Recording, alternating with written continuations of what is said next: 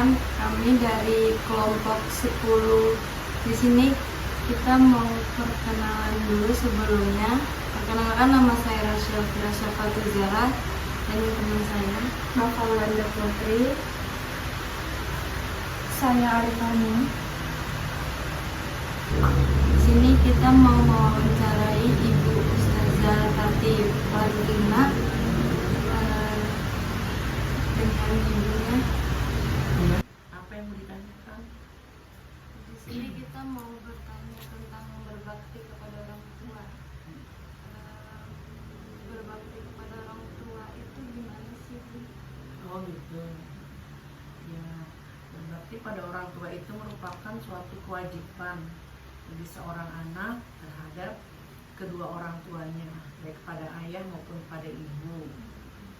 Karena anjuran Nabi kita Nabi Muhammad SAW berbakti kepada orang tua itu merupakan salah satu kewajiban. Dalam Al-Quran Allah berfirman, wabil walidaini ihsan, berbuat baiklah kamu kepada kedua orang tuamu. Begitu. Gimana tanggapan Bunda terhadap bagaimana cara menunjukkan berbakti kepada orang tua yang sudah tiada atau Kalau berbakti pada orang tua yang sudah tiada, kita setiap hari berkirim doa. Kemudian setiap melakukan kebaikan, kita mintakan kepada Allah bahwa kebaikan yang dinilai dari Allah itu kita juga minta disampaikan pada orang tua kita.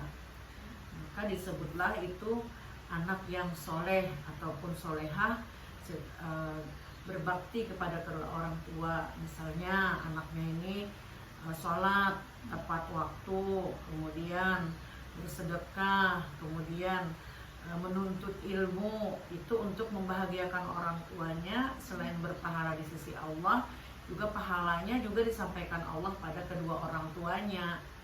Begitu, karena berkaitan dengan anak yang soleh ataupun solehah. Begitu. Menurut Bunda bagaimana tanggapannya tentang generasi muda saat ini dalam berbakti kepada orang tua?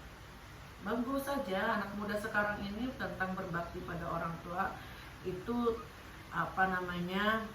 seperti menuntut ilmu agama. Tentu orang tua bangga mengerjakan menuntut ilmu, sebagaimana kalian ini kan kuliah di ya. Nah, nanti kalau sudah selesai kuliah, orang tua jadi bangga, terus kalian ada prestasinya jadi bangga, terus bermanfaat buat orang banyak, ya kan? Nah, itu juga membanggakan orang tua, dan nilainya di situ adalah nilai sosial kemasyarakatan dalam membantu umat, ya kan? Itu juga nilai pahalanya kalau kalian ikhlas juga orang tuanya mendapatkan nilai di sisi Allah Subhanahu wa taala, karena lahir dari orang tuanya, dari dididik oleh orang tuanya, sehingga cenderung kepada perbuatan yang baik. Itu adalah jasa orang tua kita, dia dapat pahala juga orang tuanya. Tanggapan Bunda terhadap anak yang durhaka kepada orang tua? Kalau anak yang durhaka itu jelas itu dilarang oleh Allah Subhanahu wa taala. Dilarang juga oleh Nabi kita Nabi Muhammad SAW, dan dia tidak dijamin masuk surga apabila dia tidak bertaubat. Di antaranya orang yang durhaka itu adalah, kalau dalam Al-Quran, orang yang menghardik orang tuanya, kemudian orang yang tidak menurut daripada perintah orang tuanya, tentunya menurut perintah agama di sisi Allah. Tetapi itu masih bisa dimaafkan selama orang tuanya ridho dan tidak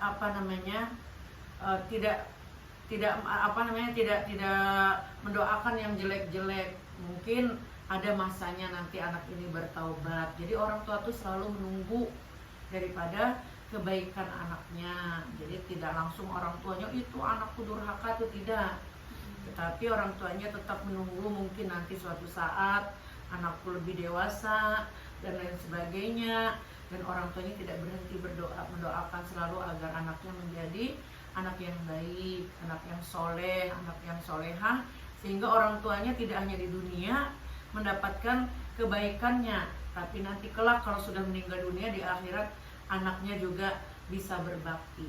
Jadi kalau manusia itu tidak disebut durhaka kalau masih ada berusaha untuk berbuat baik di jalan Allah.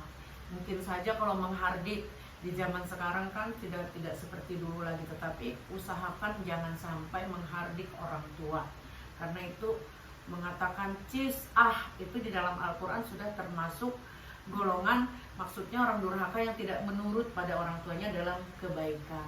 Tetapi kalau zaman sekarang kayaknya sih masih ada aja anak-anak yang nanti aja dulu, tunggu dulu gitu kan. Nah sedangkan itu dalam Quran itu jangan sampai gitu. Nah berarti dihindari nanti dulu atau izin sebentar ya dan lain sebagainya, yang bisa logis di dalam Islam itu biar tidak terkena sebutan durhaka. Jadi durhaka itu sebenarnya konotasinya banyak yang berat-berat. Kalau itu kan kalimat bahasa yang ringan saja, tapi sudah menjurus kepada menyakiti hati orang tuanya. Nah itu digolongkan durhaka dalam perkataan, tapi bukan artinya dalam perbuatan yang berat, beda lagi, ya kan? Tuh. Kalau misalnya ada nih anak yang kayak membuang orang tuanya, kayak membuang orang tuanya, itu kan maksud tidak berbakti kepada orang tua. Kalau itu jelas, kalau berani membuang orang tua itu jelas sudah dia tidak mengerti tentang kehidupan akhirat. Jadi dia ada pikirannya hanya dunia saja, dia pikir di akhirat nanti tidak ada balasannya. Padahal manusia hidup di dunia itu ada balasannya. Setiap dia berbuat baik nanti dia akan diganjar pahala yang baik, baik itu di dunia dia dapatkan ataupun nanti kelak di akhirat. Nah, sedangkan orang tua ini tidak pamrih, hamil berapa 9 bulan 9 hari kalau orang tua perempuan kan, kemudian melahirkan bertarung nyawa, kadang-kadang hilang nyawa orang tuanya baru bayinya lahir dan lain sebagainya.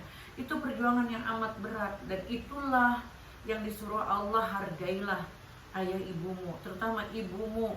Nah, sampai Nabi itu berkata kepada para sahabatnya, ya kan, wahai sahabat-sahabat, janganlah engkau, kata sahabat, ya Rasulullah, bagaimana, siapa yang lebih aku utamakan di dalam dunia ini? Kata Rasulullah, ummuka, artinya ibu kamu. Lalu siapa lagi ya Rasulullah? Ummuka, ibu kamu. Lalu siapa lagi ya Rasulullah? 3 kali Nabi berkata, ummuka, ibumu.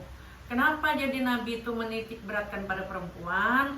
Karena tadi ketika mengandung banyak macam-macam yang dirasakan, perubahan siklus, perubahan mental, situasi dan kondisi perasaan itu berbeda-beda. Ada yang macam-macam, ada yang sakit berbulan-bulan. Kemudian ketika melahirkan juga tidak mudah, ada yang berhari-hari, ada yang 1, 2, 3 hari, bahkan ada yang sampai operasi. Kemudian menyusui 2 tahun lamanya, itu merupakan salah satu perjuangan berat orang tua untuk membesarkan kita, membesarkan anaknya. Nah kemudian kalau anaknya itu tidak senang ketika orang tuanya sudah tua, tidak bisa berdaya lagi, sakit-sakitan, kemudian dia buang, itu jelas durhaka dan diancam oleh Allah neraka nantinya.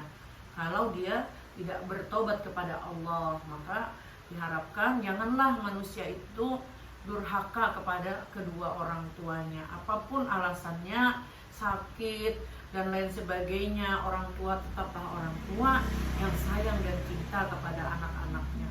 Dulu malam dia tidak tidur, ganti popok, ketika anaknya pipis, ketika anaknya buang air besar, orang tua tidak jijik. Kenapa kalian kok ketika orang tua kita sudah tua, kemudian sakit-sakitan, kemudian dianggap merepotkan, kemudian dibuang lagi? Itu jelas Allah tidak ridho, Allah tidak sayang pada orang itu, dan Allah itu diancam anak yang durhaka, sehingga ancamannya adalah masuk neraka apabila dia tidak bertobat meninggal dunia nanti. Masih ada yang mau ditanyakan? Cukup? Nah, cukup dipahami. Jadi kalian harus baik sebisa kalian berbuat baik kepada kedua orang tuanya. Orang tua itu adalah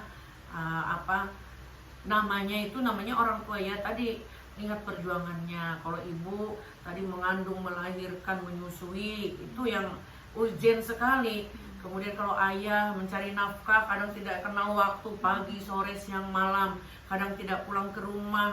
Begitu pulang ke rumah anak-anaknya sudah tidur. Bukan tidak sayang sama anak ya, karena demi mencukupi nafkah kehidupan sehari-hari untuk anak-anaknya dan keluarganya. Jadi wabil walidaini ihsana, berbuat baiklah kepada kedua orang tuamu dahulu. Wabizil kurba, kamu punya nenek enggak, punya kakek enggak? Kalau masih ada nenek kakek juga sayangi dan cintai. Wabizil kurba, kamu punya bude enggak di tetanggamu, di sekitar rumahmu? Tetapi itu artinya keluarga ya.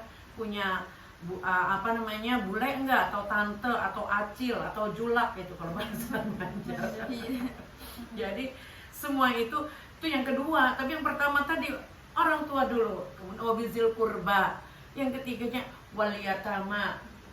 Kalau nanti kamu dewasa, besar, punya kehidupan yang lebih, selain kepada kedua orang tua, kepada keluarga besar yang tadi yang dituakan, yang dekat-dekat dengan orang tua kita, nenek kita, kakek kita, waliyatama, anak-anak yatim. Kalau melihat anak yatim, didoakan, disayangi, jangan dihardik, jangan dihina. Karena kalau menghina anak yatim juga berdosa. Jadi ini ada kaitannya ya dalam kehidupan kita sehari, dalam bersosial, bermasyarakat, khususnya di dalam agama Islam. 3 hal itu wajib kita kita laksanakan. Tapi yang tadi ursin banget itu jangan durhaka pada kedua orang tua. Berbaktilah kalian kepada kedua orang tua, karena itu dianjurkan oleh Allah dan disuruh juga oleh baginda Rasulullah SAW. Demikian anak-anak, mudah-mudahan ini menjadi manfaat ya, sekelumit saja. Sebenarnya banyak sih, tapi kan waktu ya, kesempatan hari ini. Nanti kalau kalian masih ada kesempatan, ibu siap membantu. Maaf, ini masih ada satu pertanyaan. Baik. Bagaimana kalau misalnya kan sudah berkeluarga, terus suaminya nih sebelumnya berpesan jangan keluar rumah kalau belum ada saya pulang. Belum ada izin.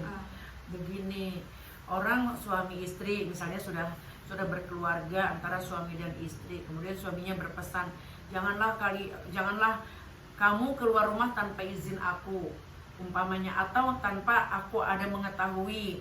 Nah, itu ada di dalam beberapa kisah sahabat-sahabat Nabi ya. Salah satu kisahnya seorang sahabat Nabi bernama Atikah. Atikah ini seorang wanita sahabat anaknya Rasulullah SAW, sahabat Ummi Fatimah Al-Zahra. Kemudian karena zaman dulu tidak punya telepon, tidak punya HP, ya kan, tidak punya lain-lain sebagainya alat komunikasi. Kemudian suaminya pergi jauh mencari nafkah berbulan-bulan, bahkan tidak pulang. Kemudian Atikah itu mengingat suaminya. Karena itu berbulan-bulan tidak pulang, ketika itu suaminya tidak pulang-pulang, sedangkan ayahnya wafat, meninggal dunia. Lalu orang kampung di sekitar Atikah, wahai Atikah, ayahmu meninggal dunia, ayolah didatangin ayahmu. Kata Atikah, aku terkait dengan janjiku, karena waktu suamiku pergi, aku dilarang untuk keluar rumah, tidak ada izinnya. Lalu karena tidak ada izin, ayahnya wafat, meninggal dunia, Atikah tidak datang. Sampai dimakamkan, Atikah tidak datang. Sampai beberapa hari setelah dimakamkan itu baru datang suaminya Atikah. Ketika itu masih ada Rasulullah SAW. Kemudian dikadukanlah, ya Rasulullah, ketika ayahnya Atikah itu meninggal dunia, dia tidak datang karena terkait pesan suaminya. Nah, akhirnya bagaimana pendapat Rasulullah? Ternyata Rasulullah SAW, karena Atikah itu menurut daripada perintah Allah, maka ayahnya Atikah itu dijanjikan Allah masuk surga karena perbuatan Atikah tadi yang soleha, mengikuti jalan lurus agamanya. Padahal dilihat dari sisi kehidupan bermasyarakat, Atikah durhaka. Kenapa orang tuanya tidak datang? Padahal dalam agama harusnya orang tua itu datang, tetapi karena ada kendala, suaminya tidak meridhoi dia keluar dan tidak menyangka juga ayahnya Atikah itu meninggal dunia ketika dia tidak ada. Seandainya ada mungkin diizinkan, tetapi kan komunikasinya tidak bisa, telepon tidak bisa, HP tidak ada dan lain-lain sebagainya. Zaman itu tidak ada, sehingga ayahnya Atikah ini ceritanya diberikan rahmat oleh Allah berkat solehahnya Atikah itu. Kalau zaman sekarang sudah modern, tentu agak berbeda lagi situasi kondisinya. Kalau suami keluar rumah, harusnya suami tidak boleh berpesan ya. Kalau ada yang orhin, jangan, umpamanya ada yang sakit, orang tua sakit dan sebagainya, suaminya cepat-cepat ditelepon atau apa, dan jangan terlalu berat mengikat perempuan. Artinya ikat dengan bahasa kalimat, walaupun itu perintah Allah, tapi kan bisa dikondisikan kompromi antara suami dan istri. Seandainya ayahku meninggal dunia atau seandainya keluargaku ada yang sakit, aku kan boleh nggak aku keluar rumah. Jadi memang harus ada komunikasi. Nah itu, jadi komunikasi itulah yang akan nanti membentuk situasi dan kondisinya. Jadi tidak, kalau dulu kan tidak ada komunikasi, bagaimana mau minta izin sama suami? Nah, lewat mana? Lewat burung. Nah itu, jadi istri dan suami itu memang harus bersepakat. Kalau istri berbuat baik, tidak melanggar aturan agama, sebaiknya suami mengizinkan dan tidak melalaikan urusan di dalam kehidupan dia suami istri dan rumah tangganya. Itu yang lebih baik. Istri juga wajib menurut kalau suaminya berbuat baik. Wahai istriku, kamu jangan tinggalkan sholat. Nah itu kewajiban suami. Wahai istriku, kamu harus belajar ngaji, kewajiban suami. Wahai istriku, segala nafkah, pakaianmu, makanmu, rumah, itu tanggunganku. Itu wajib suaminya mendidik kita. Dan kita wajib mengikuti perintah suami apabila dalam hal kebaikan. Jangan tinggalkan sholat, jangan tinggalkan sholat. Jangan kau berjalan di luar apa yang menjadi kebaikan di dalam keluarga, jangan lakukan. Jadi izin itu sebetulnya bisa dilakukan dengan cara komunikasi, tidak memberatkan istri. Nah, apalagi kalau sama-sama bekerja. Zaman sekarang ada istri bekerja di kantor, ya wajib dia keluar karena dia bekerja. Nah, si suami sudah tahu istrinya bekerja, tidak mungkin dia melarang karena itu kegiatan kehidupannya sehari-hari. Jadi memang jadilah komunikasi. Dalam Al-Quran itu, agama Islam itu tidak memberatkan. Wa ma arsalnaka illa rahmatan lil alamin. Rahmat bagi semesta alam. Tinggal komunikasi saja. Orang beristri, orang bersuami ada komunikasinya kok, ya. Terima kasih Bunda. Sama-sama. Wawancara dan pesan-pesan yang sudah diberikan. Iya. Sekian dari kami. Saya Salva, Saya Nova, saya Anita. dan Linda, Rati Marlina. Assalamualaikum warahmatullahi wabarakatuh. Waalaikumsalam warahmatullahi wabarakatuh.